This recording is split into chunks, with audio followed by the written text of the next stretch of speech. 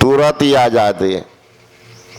भोजन करने जा रहे हैं, भोजन किए, प्रश्न शुरू हो गया, कैसा था भोजन, क्या सब चल रहा था, 5 मिठाई था, कौन कौन मिठाई था, देखिए नाम शुरू हो जाता है। और जब तक भोजन नहीं कि पता है कि क्या सब बन रहा है। आप योग करने के लिए चले हैं, आपकी हाथ की हड्डी नहीं टूटी है, प्लास्टर करवाइएगा। आप बीमार नहीं है तो दवाई खाइएगा। अगर कोई कहे थोड़ा खा लो, एक टेबलेट, कौन सी का, ऐसे खा लो, वह पागल कहीं का, क्यों खाएंगे दवाई, हम बीमार नहीं। आपका वियोग नहीं तो फिर योग किससे करेंगे। इसका मतलब वियोग कहीं से हुआ है, पहले उनको जानिए किन से वियोग हुआ।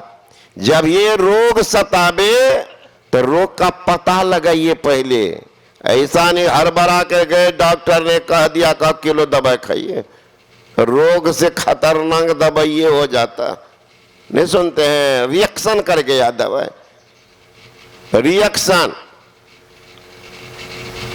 तो रिएक्शन कर जाता है कभी कभी, और रोग से खतरनाक दवाई ये हो जाता है। दवा जो नहीं देना चाहिए वही दवाई देती है, खतरनाक। एक माई गए एक डॉक्टर के पास, कहते हैं डॉक्टर साहब हमारे पति बीमार हैं। लक्षण पूछ लिए, डॉक्टर साहब दवाई दे दिए। कहा डॉक्टर साहब बड़ी कमजोरी है, अपने से लिए जाना पड़ता है दैनिक कार्यक्रम कराने के लिए। कहा कमजोरी हुई होगी, रिटायर किए कितना दिन हुआ, कहा 10 साल, कहा 70-75 उम्र हुआ होगा। ठीक, डॉक्टर फिर गए, अलमारी से निकालिए बढ़ का बोतल लेगा विटामिन बी कॉम्प्लेक्स का, ये 2 दिन में तो बूढ़ा टन टन करेगा, है ना। खाए तो बुरा खाता है। अरे मैं तो कहता हूं जो कहता 70 के ऊपर है कमजोरी हमको है, 1 किलो पका हुआ लाल टमाटर ले लीजिए और उसके रस को निकाल दीजिए और 2 चम्मच मधु शहद उसमें मिला दीजिए, लगातार सेवन कीजिए। लेकिन थोड़ा लंगोटी कसा हो तो दीवाल तोड़ देंगे, बूढ़ बहुत दीवाल तोड़ेगा। यहाँ तो अपना खाएगा नहीं है, पोता को खिलाएगा, दीजिए कुछ हो, चट से एक रत्ती मुंह पर सब ले तो रे। इतनी आसक्ति है, पोतबा बने पहलवान, हम जाएंगे शमशान, तो तैयारी कर रहा। तो डॉक्टर ने दिया बूढ़ी के हाथ में विटामिन बी कॉम्प्लेक्स की शीशी का टैबलेट खिलाने के 10 मिनट के बाद दवाई ले जाओ और हिला डोला करके बूढ़ा को पिला देना। समझ गई? कहाँ समझ गए? समझी नहीं। डॉक्टर तो दबा दिए हैं ना कि दवाई कभी कभी जम जाता है, बोतल को हिलाने से जब भी दवाई पिए तो हिला डोला दीजिए कोई भी दवा, तो एक समान हो जाता। डॉक्टर कह रहे हैं दवाई को हिला डुला के पिला देना। बूढ़ी समझ गई कि बूढ़े को खूब हिलाना। घर पहुंच गई, अब बेटा को कहते रे बाबू डॉक्टर साहब बोले हैं कि टैबलेट खिलाने के 10 मिनट के बाद बूढ़ा को हिलाना खूब, तो दवाई तुरंत लागू कर, 1 दिन में बूढ़ा टन टन करेगा। अब एक बेटा पकड़ लिया पैर, एक बेटा हाथ, लगे बुढ़बा को झूलाने, बुढ़बा लगा चिल्लाने, अरे बाबू हर जोर जोर में दर्द है। बाबूजी थोड़ा सही हिला, थोड़ा बर्दाश्त करो ना, 2 दिन में टन टन करबो, है ना। अब बूढ़ा क्या बर्दाश्त करेगा, दर्द असहनीय हुआ बुढ़बा, राम नाम सत्य। बुढ़िया आई, दवाई के बोतल के मुंह को खोलकर ठेपी ठेपी दे रही है। बुढ़बा रे तब तो सब मुंह से बाहर। दौड़ती गए डॉक्टर के पास में कि डॉक्टर साहब कहाँ, आप बोले थे ना कि हिला डोला के दवाई पिला देना, कहाँ। अब जो हिलाए ना उनको तो दवाइए नहीं पी रहा, किनको हिलाइए, दवाई को कि बूढ़ा को, अन्य बुढ़वे को हिला दिए, जा रे पागल। अब सब संतान घाट पहुंचा दो। अब देखिए दवाई से खतरनाक, इसलिए बाबा लोग बुढ़िया को दवाई ले भेजिएगा तो अपनों सरा समझ लीजिएगा पुर्जा से। नहीं तो हिलाएगी बुढ़िया तो बस गए काम से। तो कभी कभी खतरनाक हो जाता है, ना समझी खतरा का घर है। समझदारी होनी चाहिए। आप योग करने के लिए चले हैं, किन से, पहले प्रश्न होगा किन से योग करेंगे। आंख बंद करेंगे, किन को, अगर योग की क्रिया नहीं जानते तो कुतुबो आंख बंद करता तो ध्यान कर रहा है।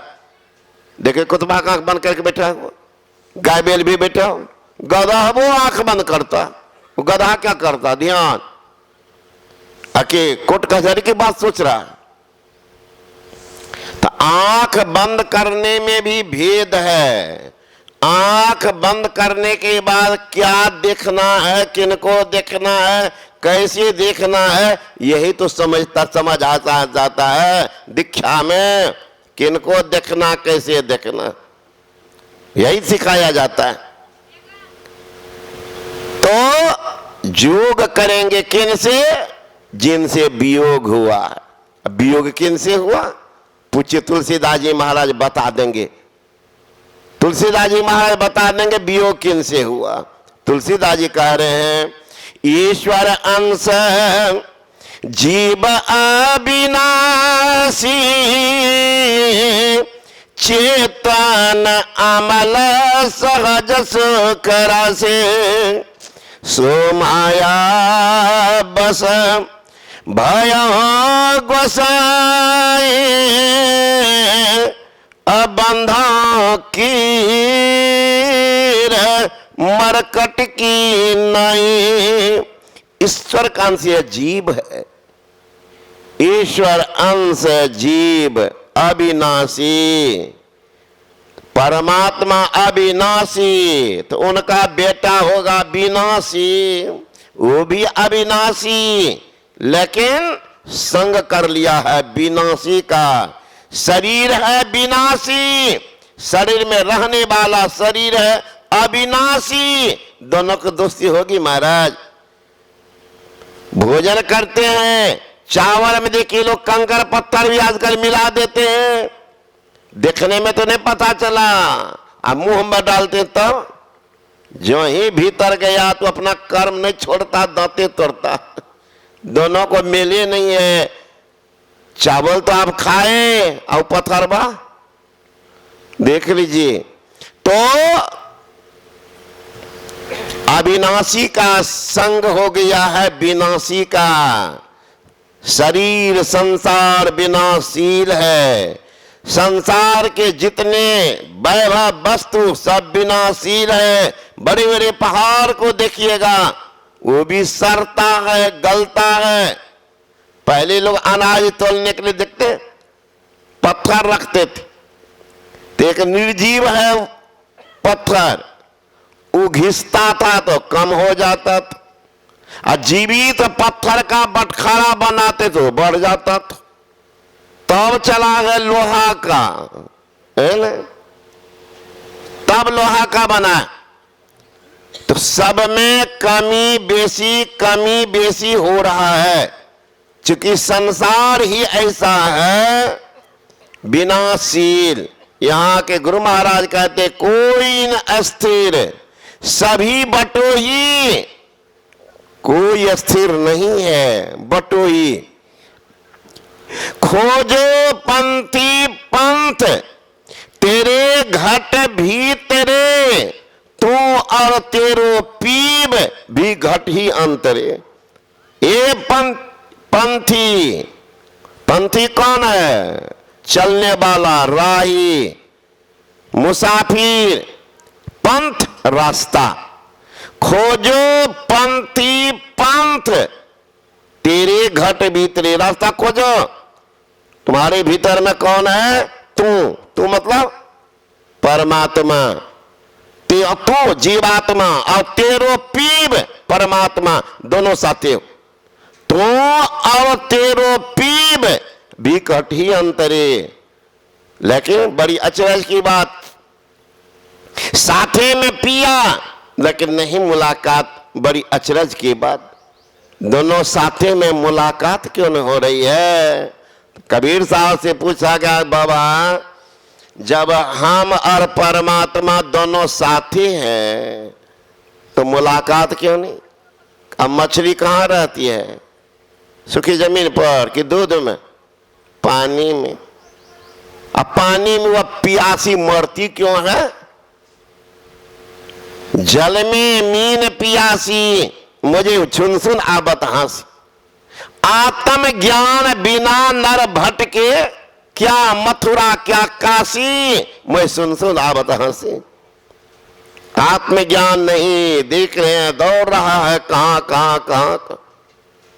अभी सुने ना, करोड़ों लोग गए हैं कुंभ मेला स्नान करने के लिए, करोड़ों, 44 करोड़ आदमी। अब अंदाज कीजिए, इसी का नाम है भेड़िया धसन। कुप्पा घाट में मैं ये गाड़ी जो है ना, नई गाड़ी लेके गए थे, 2-3 माई और सब आदमी आ गए। एक मैया कहते कि बाबा सब चल गए कुंभ मेला, हम नहीं गलिए, यही स्नान का चल लिए दरबार में, तो हमरा पापो लगता है। भोली भाली थी। मैंने कहा हे मैया, वो सब जे गेल छो ना वहां नहायल, ओकर 10 गुना पुण्य तोरे भेल छो। तोरे आ तो कहबो गए बाबा एना तो देखो ढेरी आदमी छ न खड़ा, सब सुन रहा छ, संत झूठ बोले छ? तो कल के नहीं। तो सुना लक्ष्मी नारायण गोस्वामी के हम अपन गुरु महाराज के कहबो ना, तो कहबो ई सब कर चेला छे, त्या कर बड़ाई करे छे। लक्ष्मी ना सुन की कहे छे, प्रथम देव गुरु देव जगत में और ना दूजो देवा। गुरु पूजे सब देवन पूजे, गुरु सेवा सब सेवा।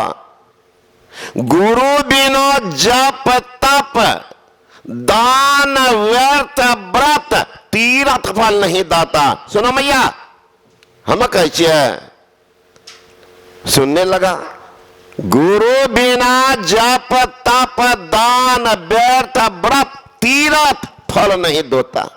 और सुन रो, संत कबीर कहे भगवान श्री कृष्ण कह रहे हैं, 68 तीर्थ साधु के चरणन, कोटि गया और काशी उधो मुझे संत साधे प्यारे। कौन कह रहे? महायोगेश्वर भगवान श्री कृष्ण कहते हैं 68 तीर्थ कहां है? साधु के चरणन। मैया तू तो गेल छो एक बना तीर्थ नहायला, या 68 तीर्थ साधु के चरणन।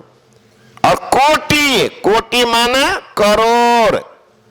गया में जो पिंडदान करेंगे उनसे जो फल होगा करोड़ पूजा, वो भी मिलेगा एक के बार में। कोटि गया और काशी प्रयागराज।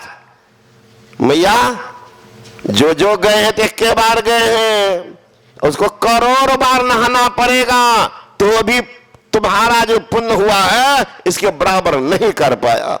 देख लो, 68 तीर्थ साधु के चरणन, कोटि गया और काशी, करोड़ काशी नहाओ। ये देख के बार नहा रहा। ये तो पंडित जी सब अपने आमदनी के लिए इतना हल्ला मचा दिया कि 144 साल पर हो रहा है। प्रत्येक 12 साल में महाकुंभ लगता, प्रत्येक 12 वर्ष पर 4 जगह कुंभ मेला लगता। गांव के भीतर में भावना थी कि इंद्र के पुत्र जयंत जब अमृत कलश लेकर के भागे तो राक्षस लोग पीछा कर दिए। वही कहीं कहीं घड़ा को रखे, हुआ कि घड़ा का एक बूंद छलक के गिरा है। वही है प्रयागराज, उज्जैन, नासिक और हरिद्वार, ये 4 जगह है। वो घड़ा रखे थे जयंत, तो लोक होता वहीं लगता है कुंभ मेला। कुंभ माना घड़ा, घड़ा रखे थे वही मेला, घड़ा का मेला।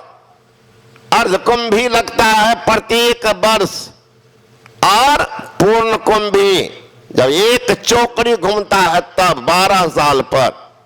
तो इनको पंडित जी बना दिया कि ऐसा मुहूर्त वैसा मुहूर्त।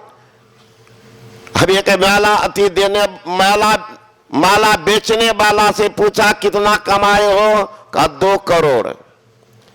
एक लड़का भजन गाया है ना, यही प्रयागराज सुने होंगे। बिहार का लड़का सुनील पासवान, वही कम गाया है भजन। तो उस भजन में उनको आमदनी हुआ 12 करोड़। हर एक मोबाइल पर बजता होगा यही प्रयागराज है, यही प्रयागराज है। सुने ना, और छोटा सा लड़का है बिहार का, ये सुनील पासवान, वह गाया, वह हिट लिस्ट में आया, यही प्रयागराज है, यही प्रयागराज। देख लीजिए, कमाए का साधन। जब इन लोग इतना कमाए तो पंडित जी जो बैठा हुआ मूर्ति लेकर के, उनको कितना हुआ होगा। तो लोग तो समझते एक स्कूल में मास्टर पढ़ा रहे थे, अच्छा बता बेटा 10 भेड़ है, कहाँ? 10 भेड़ में से एक भेड़ अगर कुआं में गिर जाए कितना बचेगा? बच्चा सब छोटा सर था, नर्सरी क्लास। बाबा 9 सर 9। वाह बेटा बढ़िया सीखा, तुम जोर घटाओ बढ़िया जानता। 2 बार से पूछ रहा वो। बगले में फील्ड पर भेड़ चराने वाला भेड़ चरा रहा तो सुना, मन ने मना दुर्ग आ गया कि मास्टर साहब बच्चा सबको गलत क्यों पढ़ाते हैं? हम गलत पढ़ाते हैं। कहा तब 10 में से एक गया तो कितना बचेगा? कल के 10 में से एक गया तो 9 बचेगा। तो हम भी तो वही कह रहे 10 भेड़ में से एक। का ये हिसाब भेड़ पर लागू नहीं होगा। भेड़ का हिसाब अलग है, जोड़ घटाव का हिसाब अलग है। 10 भेड़ में से अगर एक भेड़ भी कुआं में नदी में गिर जाए, हड़बड़ा करके 10 गिर जाएगा। इसी का नाम है भेड़िया धसान। एक भी नहीं रहेगा। आप कह रहे 9 बचेगा, 9 एक को नहीं बचा। प्रैक्टिकल कीजिए ना। प्रैक्टिकल तो हमसे न सीखिए, आप तो थ्योरीज पढ़ा रहे हैं, प्रैक्टिकल हमसे सीखिए। एक भेड़ भागता है तो हम लोग का पसीना छोड़ा देता है, 5 को रोकना पड़ता। एक भागा सब भागेगा। दौड़ते हैं पकड़ने तब इधर वो भाग गया इधर। वो डगरा में बैगन रख दीजिए, एक ठो मेढक को रख दीजिए, डगरा मस्ती रहेगा मेढक। वही है भेड़िया धसान। एक कह दिया वहां जाइएगा बड़ा पुण्य लिखेगा, देख लीजिए लोग दौड़ रहा, कुछ समझ बूझ नहीं कि क्या होगा। तो संत महात्मा अगर कहते हैं जो आपके अंदर में है तो दर्शन क्यों न हो रहा है? कबीर साहब कहते हैं दर्शन नहीं होने का कारण घूंघट का पट खोल तो जो पीब मिलेंगे। घूंघट का पट खोलो, पीब मिलेंगे, मिल जाएंगे। अब डर हो गया कि बाबा जी से कैसे दोहरावे। हम लोग गुरु महाराज के पास रहते थे, गुरु महाराज बिगड़ जाते, किसी को हिम्मत नहीं कि गुरु महाराज को पूछ ले। जब हम लोग से बात कर लेते बैठ कर हिम्मत था, देख कर के डर लगता था, भय लगता था। दूर से लोग प्रणाम करते, नजदीक जा प्रणाम करके भागते थे। तो सोचा अब क्या करें। गया तुलसीदास जी महाराज के पास में। ये बाबा तो बढ़िया है, चंदन टिका लगाते हैं, भोला भाला है, सबके बात रहते, सब सुनते, ये बढ़िया से बता देंगे। कहा बाबा कहते हैं परमात्मा भी भीतरे में है, हम भी भीतरे में हैं, तो मुलाकात क्यों नहीं हो रही है? तो गए थे कबीर साहब के पास, एक के शब्द में कह दिया कि घूंघट का पट खोल तो को पीब मिलेंगे, घूंघट का हटा दो पीब मिल जाएंगे। बाबा कम से कम ये बता देते तो कितना घूंघट है, तब ना।